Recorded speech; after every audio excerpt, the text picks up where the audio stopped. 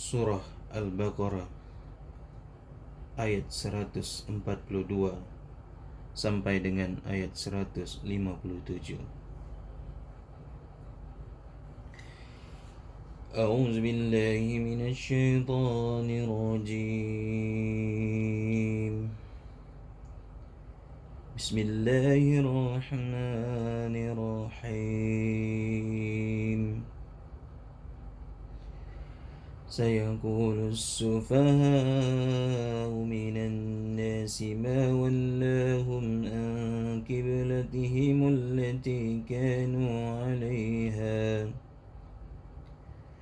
قل لله المشرق والمغرب يهدي من يشاء إلى صراط مستقيم وكذلك جعلناكم أمة وسطا لتكونوا شهداء على الناس ويكون الرسول عليكم شهيدا وما جعلنا القبلة التي كنت عليها إلا لنعلم من يتبع الرسول ممن ينقلب على عقبيه وإن كانت لكبيرة إلا للذين هدى الله وما كان الله ليضيع إيمانكم إن الله بالناس لرءوف رحيم قد نرى تقلب وجهك في السماء فلنولينك قبلة ترضاها فول وجهك شطر المسجد الحرام وحيث ما كنتم فولوا وجوهكم شطره وإن الذين أوتوا الكتاب ليعلمون أنه الحق من ربهم وما الله بغافل عما يعملون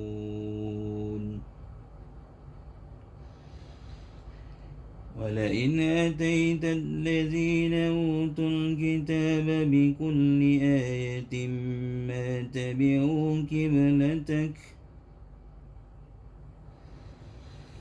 وما أنت بتابع قبلتهم وما بعضهم بتابع قبلة بعض ولئن اتبعت أهواءهم من بعد ما جاءك من العلم ولئن اتبعت أهواءهم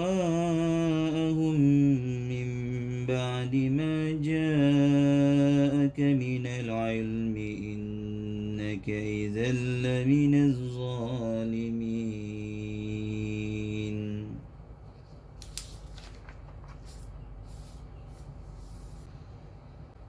الذين آتيناهم الكتاب يعرفونه كما يعرفون أبناءهم وإن فريقا منهم ليكتمون الحق وهم يعلمون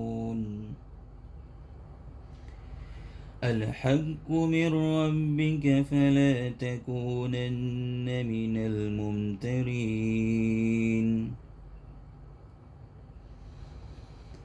ولكل وجهة هو موليها فاستبقوا الخيرات أينما تكونوا يأت بكم الله جميعا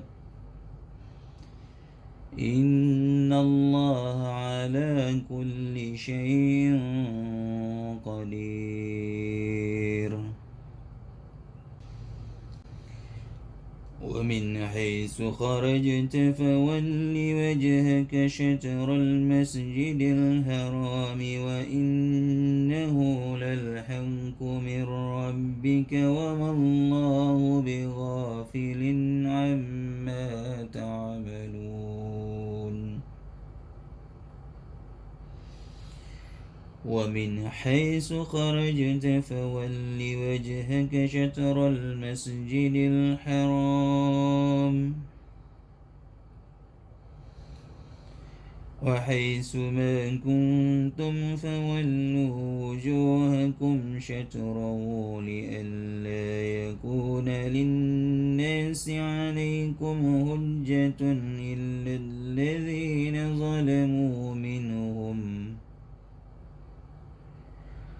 فلا تخشوهم وخشوني ولأتم نعمتي عليكم ولعلكم تهتدون كما أرسلنا فيكم رسولا منكم يتلو عليكم آياتنا ويزكيكم ويعلمكم الكتاب والحكمة ويعلمكم ما لم تكونوا تعلمون فاذكروني أذكركم واشكروا لي ولا تكفرون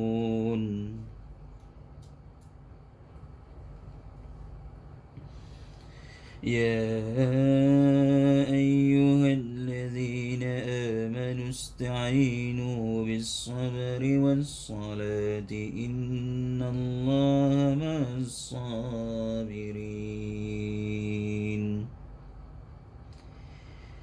يا أيها الذين آمنوا استعينوا بالصبر والصلاة إن الله مع الصابرين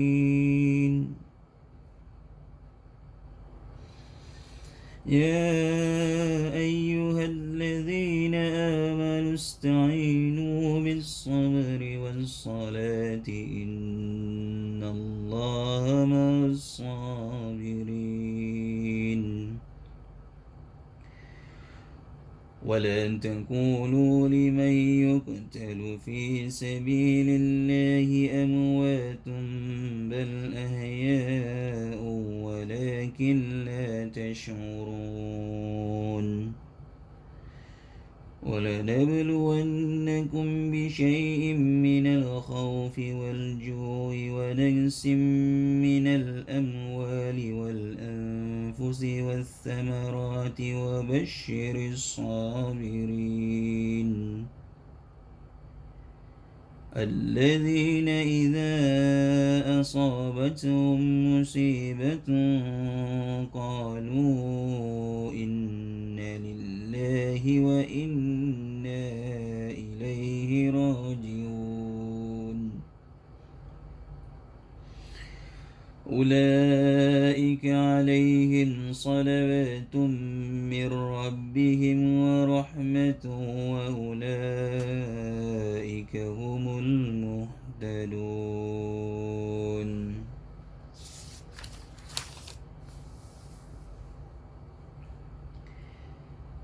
Orang-orang yang kurang akal di antara manusia akan berkata, apakah yang memalingkan mereka muslim dari kiblat yang dahulu mereka berkiblat kepadanya?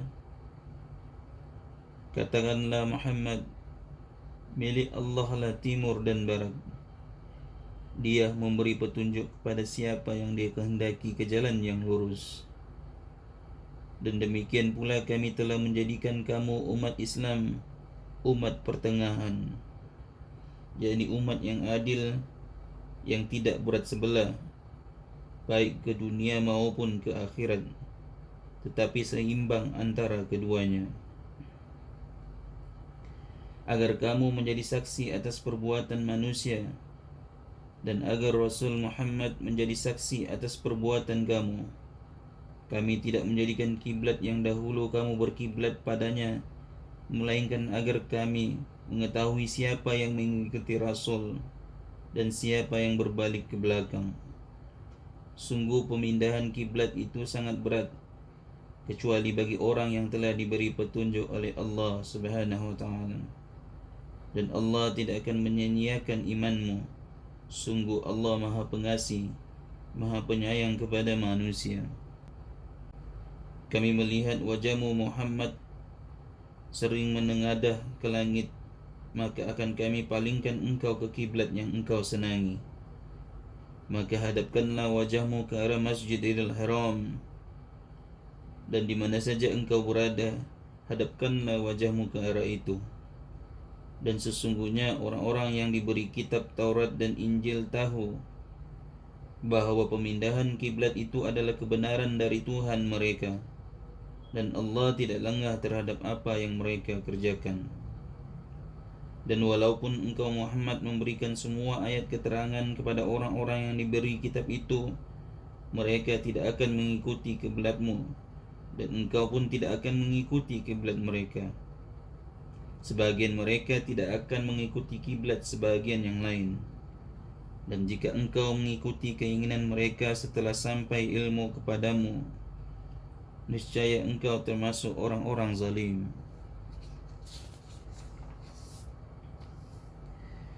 Orang-orang yang telah kami beri kitab, yakni Taurat dan Injil, mengenalnya Muhammad, yakni mengenal kenabian Muhammad sallallahu alaihi wasallam dan sifat-sifatnya sebagaimana yang tersebut dalam Taurat dan Injil. Seperti mereka mengenal anak-anak mereka sendiri. Sesungguhnya sebagian mereka pasti menyembunyikan kebenaran, padahal mereka mengetahuinya. Kebenaran itu dari Tuhanmu, maka janganlah sekali-kali engkau Muhammad termasuk orang-orang yang ragu.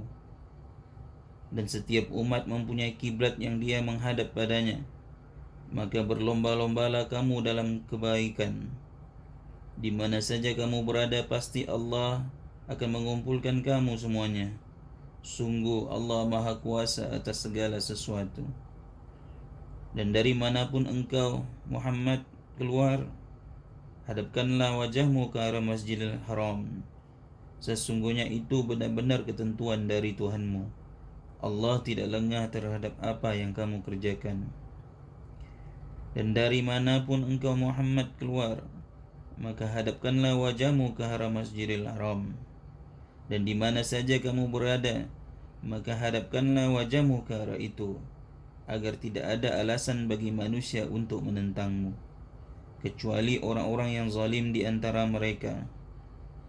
Janganlah kamu takut kepada mereka, tetapi takutlah kepadaku, agar aku sempurnakan nikmatmu kepadamu, dan agar kamu mendapat petunjuk. Sebagaimana kami telah mengutus kepadamu seorang Rasul, yakni Muhammad dari kalangan kamu, yang membacakan ayat-ayat kami, menyucikan kamu dan mengajarkan kepadamu kitab Al-Quran dan hikmah yakni sunnah, serta mengajarkan apa yang belum kamu ketahui.